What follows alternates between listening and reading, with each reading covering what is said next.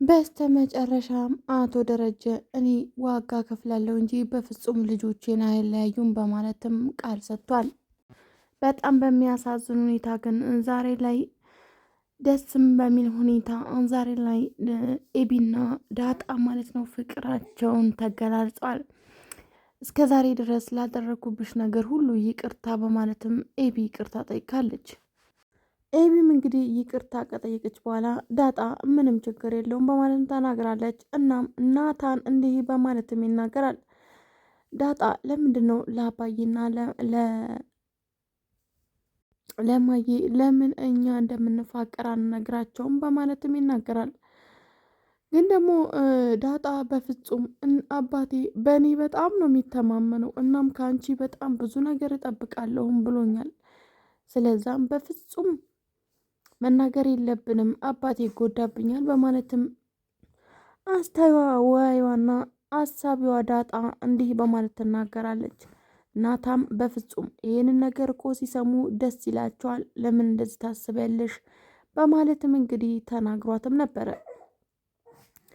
ግን ደግሞ ዳጣ በፍጹም አልተስማማችም። አንናግራቸውም፣ በፍጹም መናገር የለብንም፣ አሁን እኮ ጊዜው አይደለም፣ በፍጹም እኔ እናንተ አሁን ይጋቡ እንኳን ቢባል በፍጹም አንተ ትምህርት አልጀመርክም፣ እኔ ስራ የለኝም፣ በምን ስንኖራለን በማለትም አሳቢዋ ዳጣ ትናገራለች።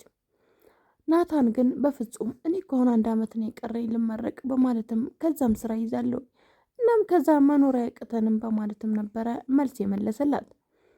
ግን ዳጣ በፍጹም እሺ ማለትን አልሻችም። ምክንያቱም ከዚህ በኋላ ብዙ ጥያቄ አለባት። እናቴ ማናት? የማነኝ? ምንድነኝ? ማለት ብዙ ጥያቄ አለባት። በጣም እንግዲህ ደስ በሚል ሁኔታ ግን ናታን በጣም ቀለል ያለ ሰው ስለሆነ ተረድቷት እሺ በቃ ጊዜ እንጠብቅለት በማለትም እንግዲህ ተፋቷታል።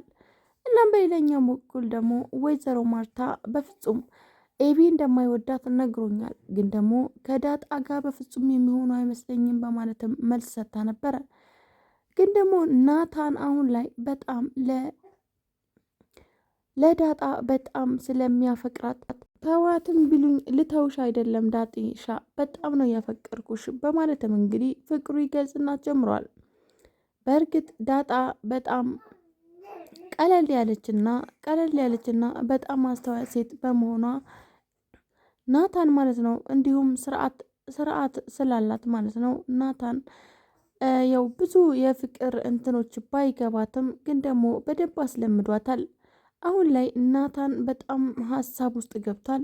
ምክንያቱም እንዴት አባቷ ደረጀ መሆኑን ነግረዋለች፣ ግን ደግሞ የዳጣ እናት ስለሚያውቃት ነው ሀሳብ ውስጥ የገባው። ምክንያቱም ዳጣ እናቴ ማናት? እናቴን አላቅም፣ እናቴን ማወቅ አለብኝ በማለትም ዳጣ በጣም ትጨነቃለች። ግን ደግሞ ናታን ያውቃል። ናታን ግን መንገር አልፈለገም።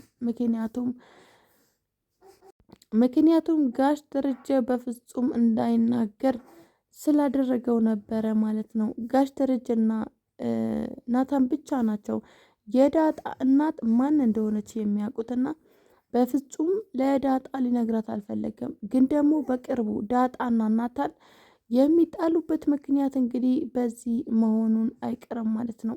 እናቴ ማን እንደሆነች እያወቅክ እንዴት ጸጥ አልከኝ? በማለትም መጣላታቸው አይቀርም። የእናቴ ያለኝን ስሜት እያወቅ ይሄ ሁሉ እናቴን ማፋለጌን እያወቅ አንተ ግን ጸጥ ብለኛል በማለትም እንግዲህ በፍጹም ጸጥ የምትለው አይመስለኝም። ማን ነው ውድ የተንቢ ዩቲዩብ ተከታታዮች በያላችሁበት ዓለም ዳርቻ ሰላማችሁ ብዙ ትርፍ ይበልኝ። በጣም እንግዲህ ዛሬ አንገብጋቢና በጣም ደስ የሚለውን የዳጣ ድራማ ይዤላችሁ ነው የመጣሁት። ቤቱን ላይክ፣ ሸር፣ ሰብስክራይብ ማድረጋችሁን እንዳረሱ። እንግዲህ በጣም በአሁኑ ሰዓት የዳጣና የናታን አፍቃሪዎችም ገባ ገባ እያላችሁ ማለት ነው። ምክንያቱም ናታንና ዳጣ ማለት ነው በጣም ይፋቀራሉ። በጣም የሚፋቀሩ የሚስተሳሰቡ በጣም አስተዋይና ጎበዝ ፍቅረኛ ሞቾች ናቸው ማለት ነው። ስርዓታቸው፣ ዲሲፕሊን ናቸው። በጣም ደስ ይላል።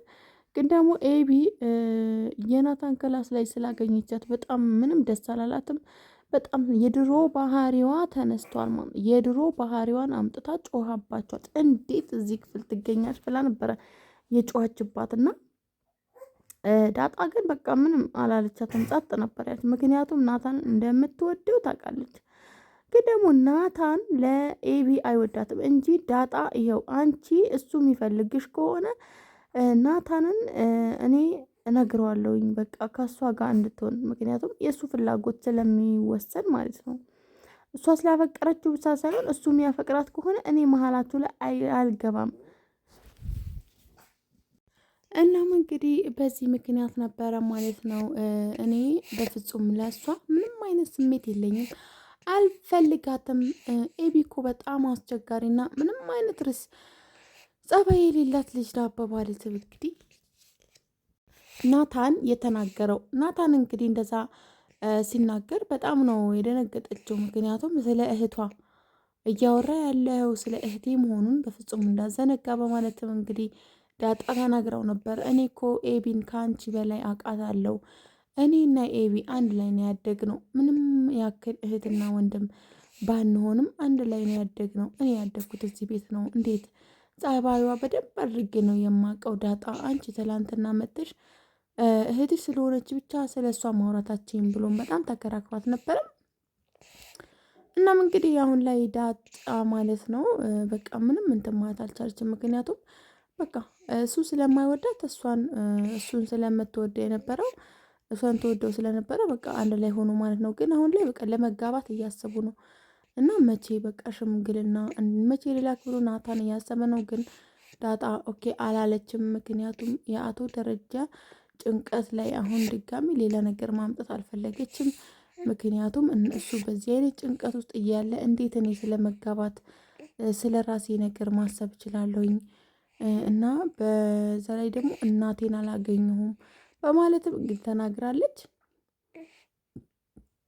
እናም እንግዲህ ብዙ ጊዜ ያው ጋሽ ደረጀ ቤት ከመጣች በኋላ ዳጣ ብዙ ነገር ቢደርስባትም ግን ደግሞ አሁን ላይ በጣም በቃ ልክ እንደ ልጅ አክብራ የምትኖር ናት ማለት ነው።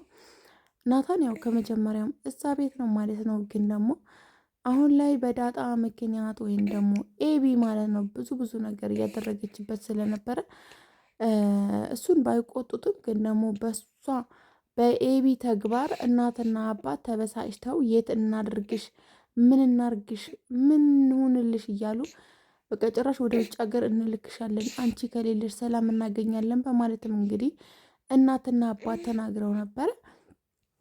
በስተ መጨረሻም ግን ኤቢ አሁን ተስተካክላለች። በፍጹም ችግር አልፈጥርም ከዚህ በኋላ ከማንንም ሰው ጋር እንትን አለም። እናም ድጋሚ አዲስ እንደተወለድኩ አይነት ስሜት ነው የሚሰማኝ በማለትም ገልጻለች ማለት ነው። ውድ ተመልካቾቻችን ለኢሳን አዲስ የሆናችሁ ላይክ፣ ሸር፣ ሰብስክራይብ ማድረጋችሁ እንዳደረሱ አበረታቱን ማለት ነው። አዳዲስ ቪዲዮ እንድንለቅላችሁ ደግሞ ብርታት ያስፈልገናል ውዶቻችን ማለት ነው። እናም እንግዲህ በሚቀጥለው ቪዲዮ እስከምንገናኝ ድረስ ቸር ቆዩልኝ። ላይክ ማድረጋችሁን እንዳረሱ። ባይ ባይ።